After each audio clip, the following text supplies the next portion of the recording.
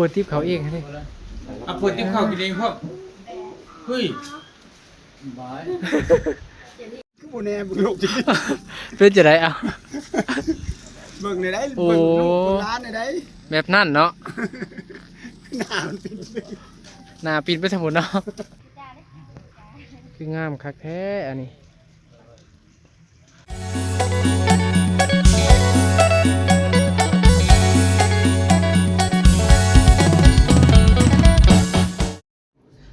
กับทักทายสวัสดีพ่อแม่พี่น้องเบิร์ดสุขุนเนาะพบกับบ่าวจันคือเก่าพี่น้องมื้อนี้หลังจากที่ใส่บาตรยาน้ำตักบาตรยาน้ำแล้วกับทีมงานพี่น้องเนาะเราไต่แล้วก็เรากลางพี่น้องเนาะโดยเฉพาะแม่นไอเตียงเนาะมื้อนี้กับครอบครัวเพิ่นทางครอบครัวเพิ่นก็ตอนทำดีขนาดสัมภาระมากมายอีหยังต่างๆในการใส่บาตรยาน้ำก็แม่นเพิ่นจัดเตรียมให้เป็นที่เรียบร้อยเนาะพี่น้องเนาะสวัสดีเด้อบักโกเด้อ สวัสดีเด้อพี่น้องเด้อ มื้อนี้สิไปไส สิไปอันวัดสร้างไหนเบิ่งบ่มีเพิ่นสัตว์มาบอกอยู่ น้องบ่จันกับบ่ฮู้เด้ วัดป่ามหาโศกวัดป่ามหาโศกพี่น้องเด้อ หลังจากที่ใส่บาตรอยู่บ้านโคกใหญ่แล้วเนาะพี่น้อง โดย เฮาก็สิเดินทางมาทำบุญต่ออยู่วัดป่ามหาโศก โดยแต่ว่าบ่ฮู้บ้านหยังเด้ ซื้อบ้าน เอ พี่ อ น้อง บ่ว่าชื่อบ้านหยัง แต่ว่าแม่นอยู่วัดป่าหั่นแหละพี่น้องเนาะ เลยเบิ่งสิเบิ่งบ้าน บ้านหยัง ดงกลมบ่โอ้ยบ่แม่นอันนั้นไปทางนั้น บ่ซื้อบ้าน เพราะว่าไอ้เตียงเพิ่นพามาเนาะพี่น้องเนาะไปทำบุญ ทำบุญพี่น้องเนาะ มีแต่ว่าเดิน เพิ่นก็เดินทางนำหลังพี่น้อง โดย ขี่กับบ่นิว หลายๆคนถามหาบ่เจ็บแม่นตอนเช้าบ่ได้มาแต่ว่าตอนเที่ยงนี่มันมานํตอนบ่ายขี่รถนำบ่าวนิ้วบ่ได้นั่งรถมานำกันกับบ่าวอนงเด้อพี่น้องเอ้ยเนาะ เลย 14เพิ่นถามหลายถามมาหลาย2บ่จัน2บ่โก2ไอ้อนง14ก็ถาม มีแต่ว่าพุ่นแหละเข้าวัดพุ่นน่ะพี่น้องบางทีไอ้เตียงเพิ่นก็สิถ่ายให้แหละถ่ายให้เบิ่งเนาะพี่น้องเนาะบ่จันก็สิถ่ายไปถ่ายเล็กๆน้อยๆพี่น้องเนาะ เบิ่ง ไป บ่ พบ ยั กัน ง แน่ แน่ น นำ เล มาย จันแน่พี่น้องเนาะ สวัสดีเด้อ พี่ใหญ่เฮา สบายดีพี่น้องไงเนาะ CEO ลาวใต้พี่น้องเอ้ย โอ้ตายมองนะเสียว เอาไปเพาะกันอยู่วัดแล้วพี่น้องไปทำบุญน้ำกันเอาบุญน้ำกัน โดย มาฮอดแล้วทางเขาวัด ป่า อันนั้น ม แม่น หาโศก รถอันนั้นบอสเพิ่น มาโซกก่อน แม่นแล้ววัดป่ามหาโศก ว่าทันใจ ผู้ใดเห็นรถคันนี้นี่ เพ ก็ ราะว่าได้ยินบ่เมฆเนาะเพิ่นว่า ชื่อรถนั้นนี่ ไปวัดป่ามหาโศก ไปทำบุญโดยเฉพาะได้เฮา โดย ช่วงนี้ นี่ ถูก อิ่มบุญอิ่มใจนะนี่ผมหมักนะ วัดบ่นี่เรื่องแรงท่องเที่ยวว้า วัดเฮ้ย ว้าทุก สาธุ เป็นยังไงเนาะกาบุญบ่หอดย้อนบ่ถึงดีได้ โดยคำว่า ปูสีสุดโทปูสีสุดโท ใช่องค์ใดเฮ้ย และนาคราช อ๋อสุด สาธุบุญบ่หอดย้อนบ่ถึงดีเด้อ รถไฟเฮ้ยทางหลังน่ะ ฮะทางหลังจังห ล วะ อรี่บ่ข้างหลังเฮานี่ จังหวะ นี่ดอกทีมบริเราบริมานี่ดอกเราไปเบียกไปงานนะ มั่นใจ เอ็กซ์รี่มันจะมีเบลลี่ไซส์ สนบุรี เบิ้งคักเบิ้งเอ็กซ์รี่เขาเบลลี่เป็นเอ็กซ์รี่จอดรถไปอีกแล้ว เด้ไปน้ำเราก็ได้ไปน้ำ พอ มัน ละสิมานี่โอเคจอดน้องเด้อ คิก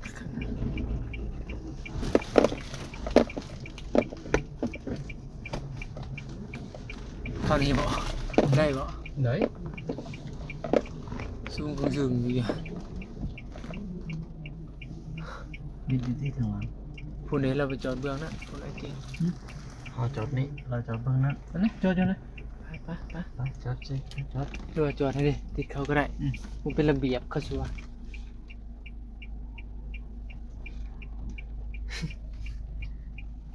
อันนี้อ่ะไปถอย อ้าวมาหอดจอดถึงวัดวัดหยัง น่าจะวัดปลามาครับ วัดป่ามหาโศกเป็นที่เรียบร้อยเนาะมา แต่ว่า พบทีมงาน แต่ว่าแมนบ่ไหร่ แม่นบ่ล่ะ เมน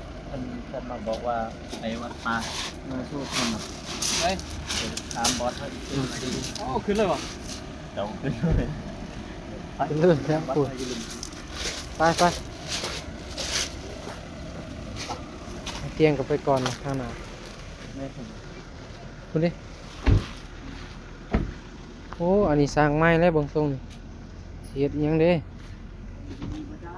หัวแจกวะ โอ้อยู่นี้ ส่งซีเมนต์หัวแจกนี่แหละ นี่แหละน่าจะแมนตัวเตียงมันจะเหมาะแมนบอก โมเม โมเมน โอ้แม่เจ้า ขันหมอบก็เฮ็ดแล้วแล้วเนาะ บ่ ฮะ จะไปเบิ่งเพื่อบริติดตามจันทร์กันบ่ได้ทางไปชื่อแล้ว วัดป่าตัวคนเฮ็ดอยู่ป่าครับแมนบอก มาครบสุดสีขาวโอ้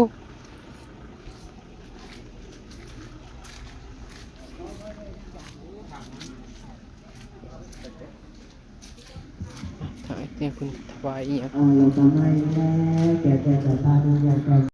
เอ้าเป็นยังน่ะเบิ่งมั้ง ดีอยู่ โอ้ ปากนี้กินข้าวอยู่คน นั่งกินข้าวโอ้โธ่ แซ่บป่ะ บ่ปากบ่ติ้งเด้อ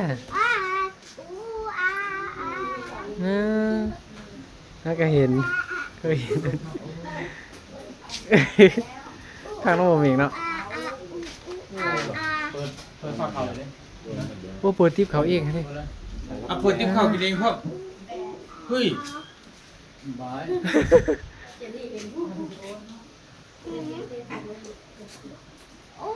คือคักแท้นะ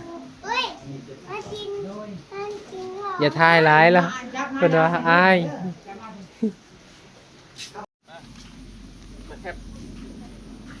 ว้าวสวยมาขอพรพี่น้อง มาเด้อ โอ้ยเป็นหยังหวะ พญานาคพญานาค บายบายเลยเออ ยันบ่บ้านย ย่าน กะยาบ่ยาน บ่ญาติเนาะ บ่ย่านดอกโอ้งามได้อยู่นี่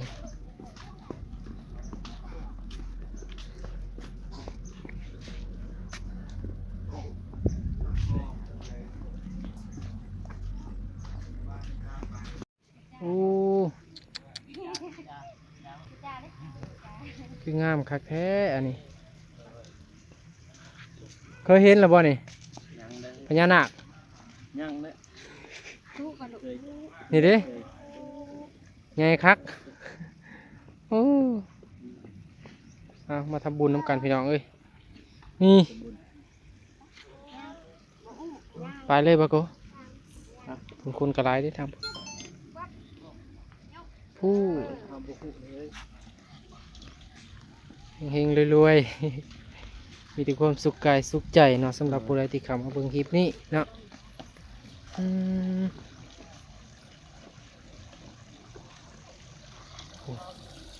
ปูปลาสวยๆเลยพี่น้องโอ้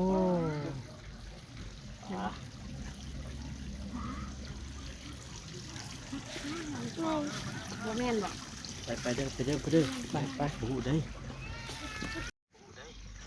เดี๋ยวแป๊บ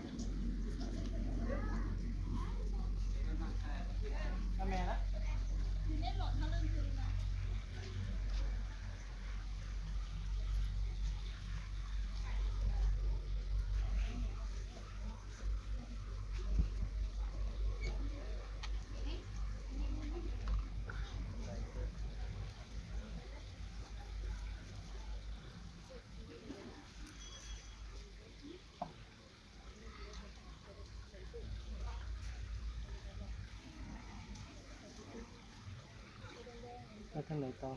โบไปคุณค่ะ ทีที่ต่อ โอ้ ถ่ายแล้วบ่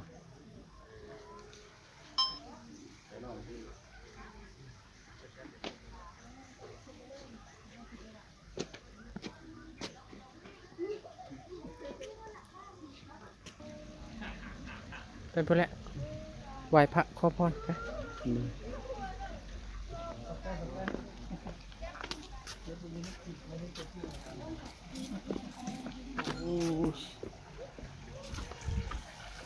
โอ้ป่านลอยหน้าน้ำเลย งานบ่ นี่เรื่องอาหารสิเนาะ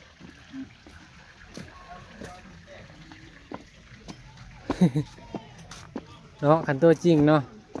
เอ็กซ์เพนจะได้เนาะเห็นเนาะ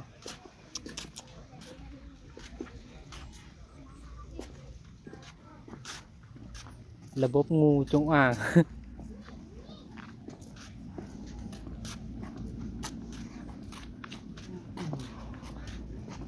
นี่พี่น้องพระพุทธรูปใหญ่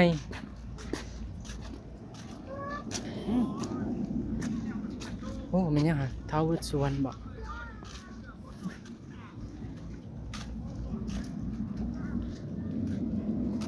ิไหวก็ไหวไปเรื่อย ไปเรื่อยๆทางนี้นะวายโลดมาจัดเนี่ยยางก้อน อืม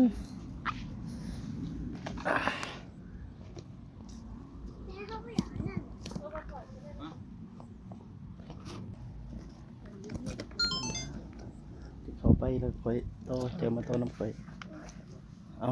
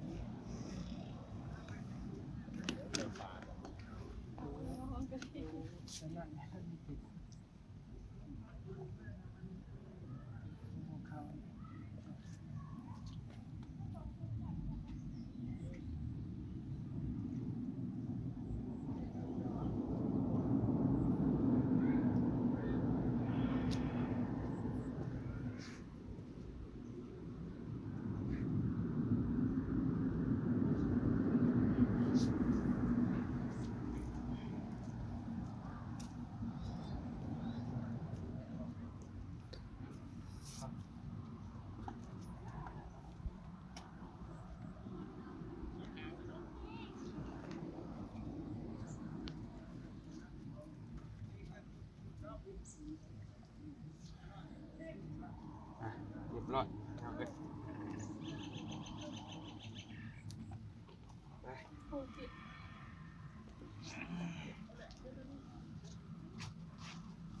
มายามฝนพี่น้องเอาไว้พักโคพรเอามายามฝนซื้อจากมียากนิดนึง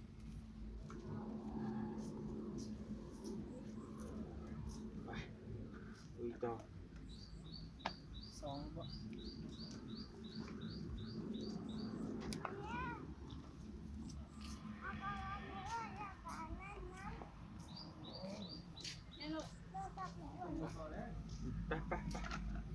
ไปเรื่อยๆไปเรื่อย คือบ่แน่เบิ่งลูกจิ เป็นจะได้เอา เบิ่งได้ โอ้ เบิ่งลูกเบิ่งร้านได้ แบบนั่นเนาะ หน้ามันเป็น หน้าปีนไปทั้งหมดเนาะ คนมีแต่บอกว่าพุกให้ไปพุกมันไม่ใช่ ยาและ แม่แล้วเพิ่นบอกวันทางไปทางพุ่นมาทางนี้บ่ถึงบ่แม่นทีมงานเป็ดเฮือนเขาบ่เนี่ย แม่นแม่น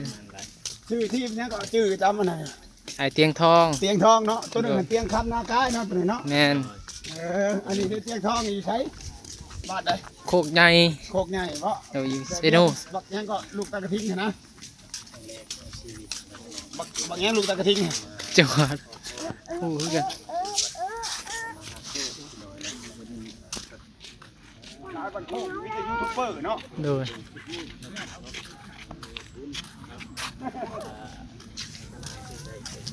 นี่แหละพี่น้องฮอนแล้ว วัดป่ามหาไซวัดป่ามหาโศก สังวานพวงสวรรค์พี่น้องเนาะก็ถือว่าสำเร็จเสร็จสิ้นในการกราบไหว้ก็ให้มันสบายจิตสบายใจพี่น้องก็บ่ได้หวังผลอีหยังหลาย ก็แล้วแต่โศกชะตาของชีวิตเนาะพี่น้องเนาะก็พอได้ฮู้พอได้เห็นพี่น้องเอ้ย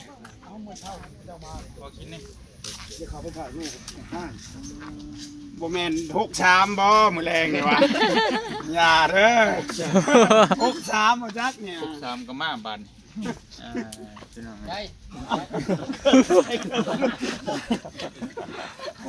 ปีเป็นยังนี่เกือบ เอาเบิ่งหันจับขอ ติงบ่ได้ ขอเบิ่งหัน เป็นแต่เสียบจะนุ่ยดีหรอกชวดอยู่ ขอแหน่ได้บ่ บ่เมกได้เลย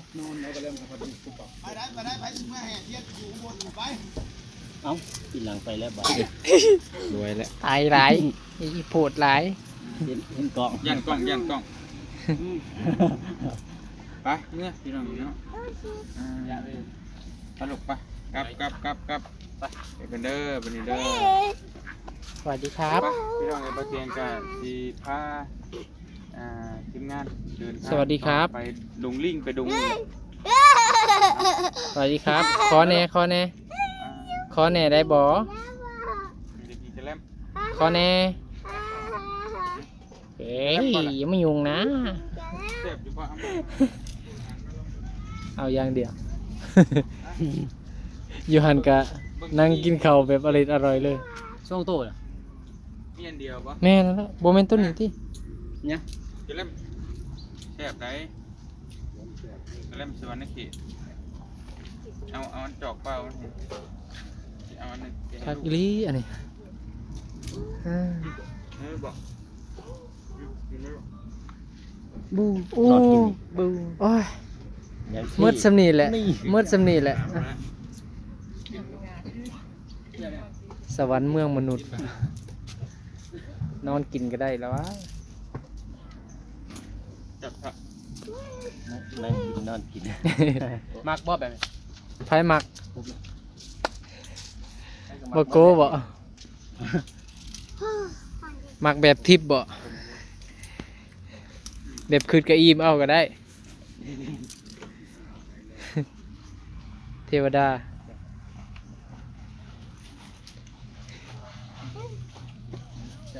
ใครแล้วอยู่หลังกล้องมูปิ้งจะเห็น อ้าวกระแลมมีกระแลมห้อนบ่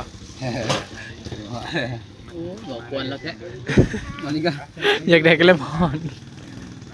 ไปเรื่อย เอามาของไผนี่ เอาพอด บ่โก ลองท่องได้ครับมาเนาะ มาเตียงมันนอน เลย สบาย โอ้โธประธานเจ็บบ่เอาใส่เลย คนเขาจอพื้นที่นี่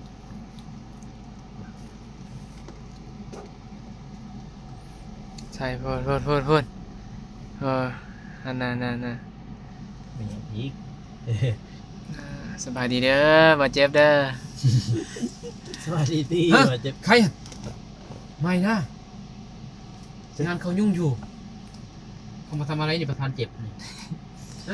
มาเลยเด้อพี่น้อง แม่นอยู่ เด้อ บ่ ประธานเจ็บมันเมนบ่งานยุ่งแล้ว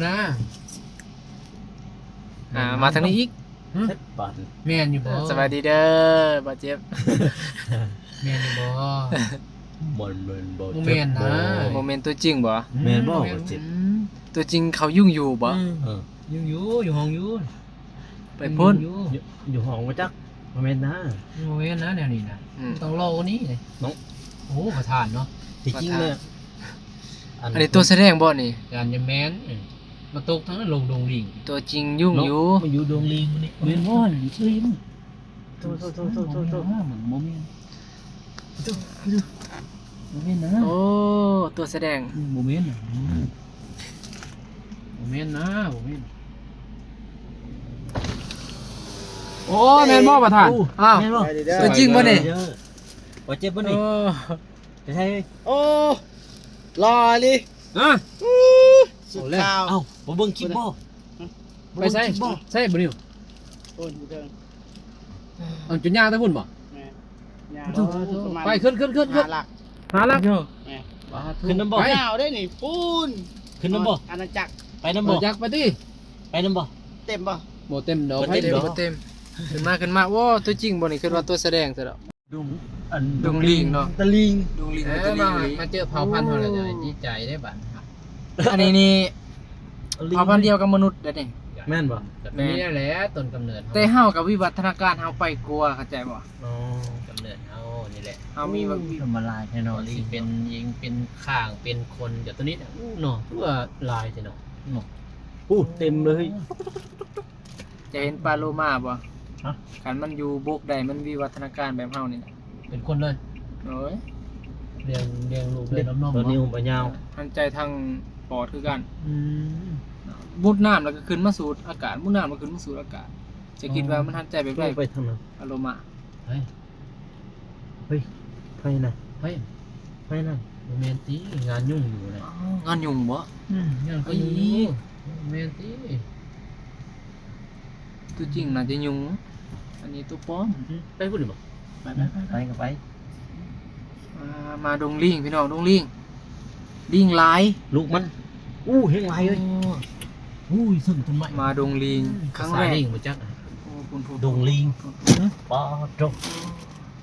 เมืองยังเนาะ โอ้กระหอกกระแตกก็มีเนาะ นาคือ มี เบา บ่ นิ่วเบานิ่วเบาเหยาวได้อนาคือ เนาะกระหอกกระ เออประธานออกมาเลย เอ้าประธานมา แมน ป้าโถหล่อแท้ ซีโอลาวกลาง ไปบ้านนี่ ตัวต้นของประเทศนั่น เนาะต้นๆ เรา นะ มันดีน แต่ว่าตอนนี้ก็คือว่าแหละอ่าลงสองไม้ไอ้เจียงไป สองยังนึง อิชย่าเอาพี่น้องเนาะสำหรับคลิปนี้เบาจันกับสิคอโตวจบคลิปไปก่อนเนาะสิถ่ายให้เบิ่งใหม่ EP หน้าพี่น้องเนาะสำหรับ EP นี้เบาจันกับขอตัวลาไปก่อนขอบใจทุกคนที่เขามาติดตามเป็นกำลังใจให้เบาจันเนาะบ๊ายบายเจอกันใหม่คลิปหน้าพี่น้องเนาะอยู่ดงลิงอัปเดตไปนำกัน